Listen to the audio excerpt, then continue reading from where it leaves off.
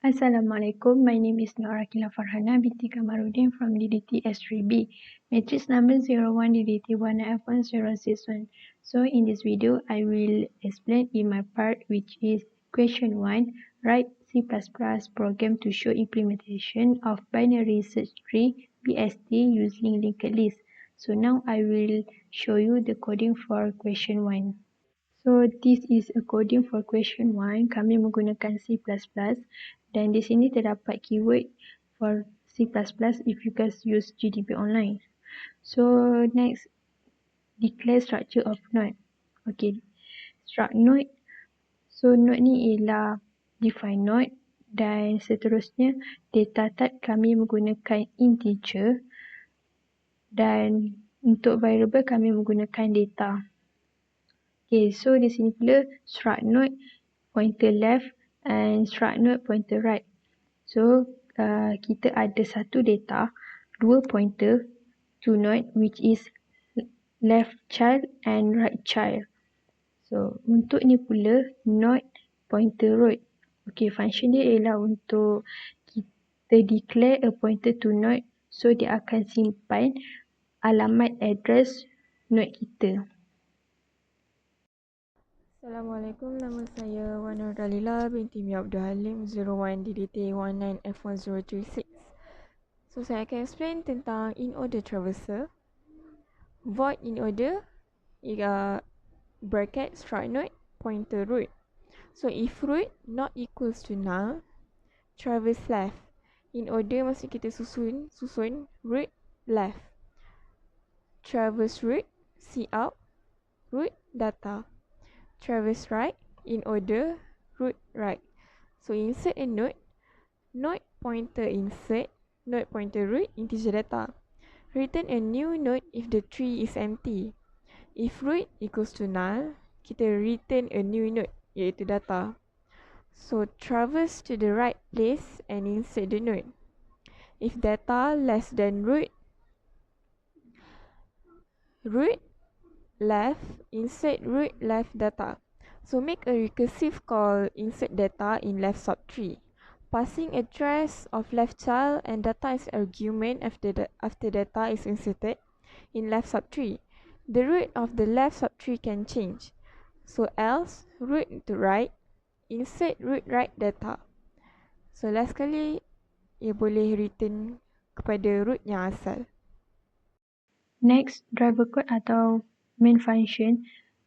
Di sini kami menggunakan integer main untuk declare. So here kita ada node pointer root, means dia akan simpan alamat root node kita. Root ni kita boleh panggil dia sebagai local variable. Untuk null ni pula kita means tree is empty. So di sini root equal saya letakkan di bahagian hadapan kerana pada part insert function di sini return type kami menggunakan node bukan void. So dia banyak kaedah yang kita boleh gunakan. So sebagai contoh kami menggunakan kaedah sebegini. Okay, untuk statement saya gunakan root equal insert dan the argument pada bahagian dalam kolom which is root equal numbers. So numbers ni kita boleh insert any number yang kita nak and berapa banyak numbers yang kita nak. Sebagai contoh saya insertkan numbers 86, 63, 44, 20, 78, 99, 14, 82, 37, 58, 59. So cara susunan numbers dalam coding tersebut tidak tersusun dan cout saya letakkan in order traversal dan kita akan displaykan output dia. So now saya akan try runkan coding tersebut untuk tengok the output.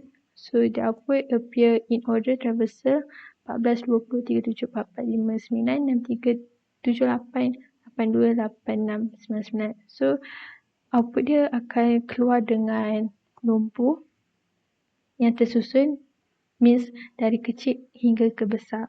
So that's all for me. Thank you. Assalamualaikum warahmatullahi wabarakatuh. My name is Nuraina Hazika binti Muhammad Zamidi. My matric number is 01DDT19F1066. So today I want to present about the project data structure. So So I choose the question 2. Write C++ program to show the sorting method based on input by user.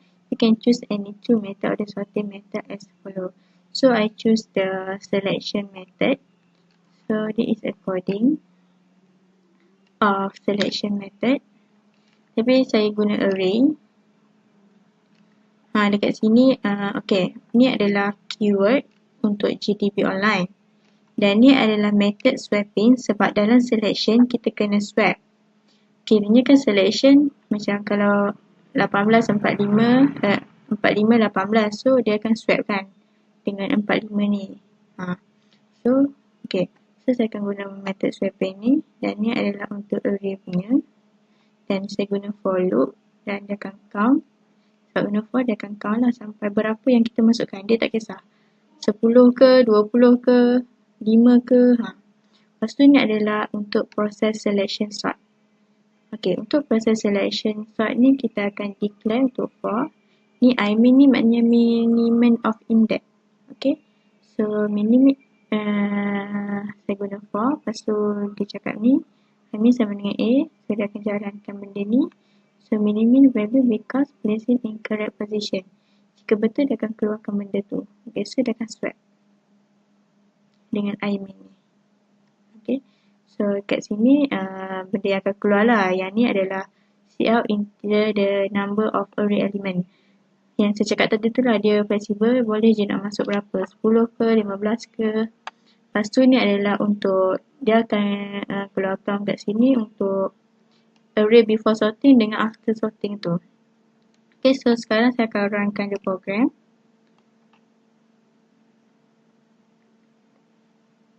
Okay, saya nak masukkan 10 elemen. Lepas tu saya akan masukkan the elemen yang pertama adalah 45, 85, 11, 1, 22, 29, 9, 87, 50 dan 31.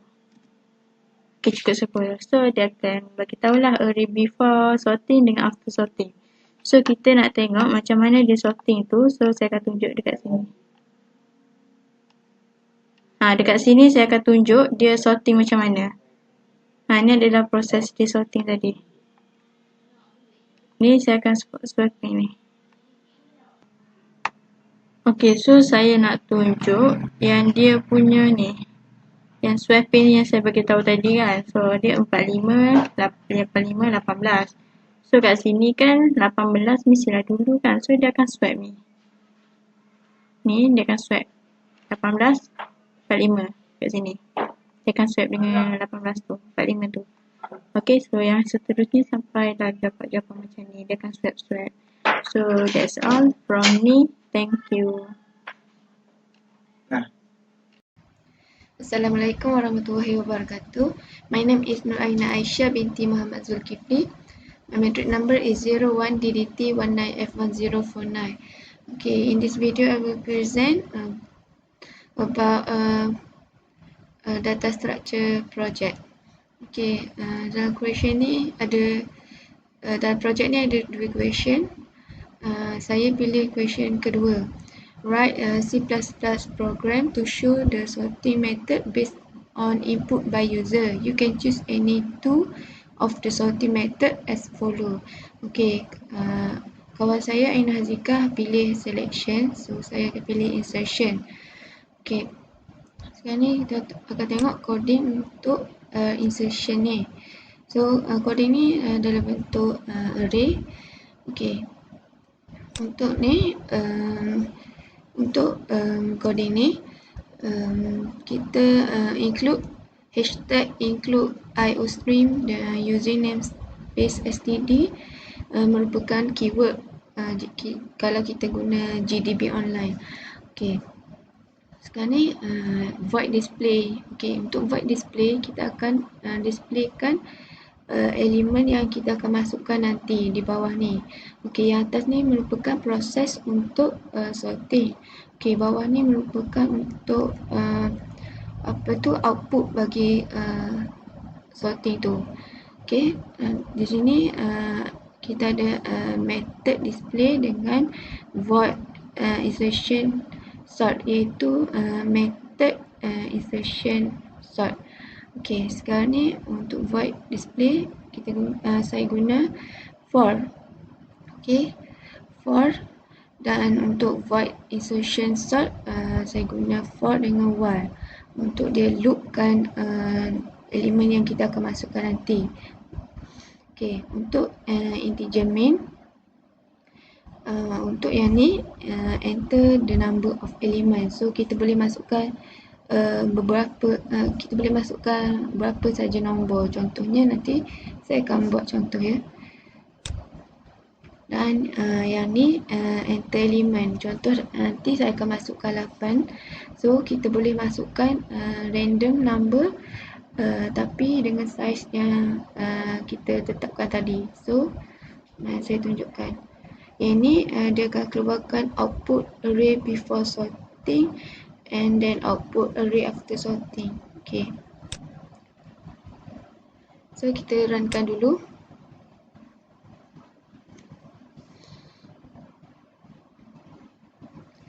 Okay, after runkan tu kita masukkan nombor kita masukkan berapa array yang kita nak masuk tu. Saya masukkan 8 contohnya 8. Okay, nombor pertama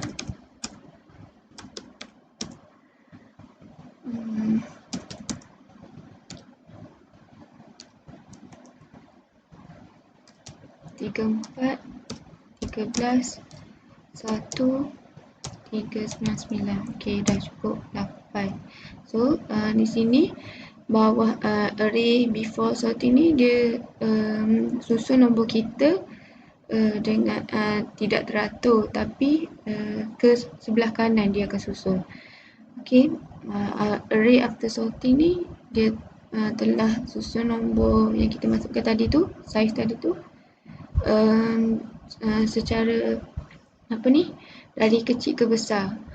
Okey, so sekarang ni saya akan tunjukkan bagaimana insertion sorting ni berfungsi.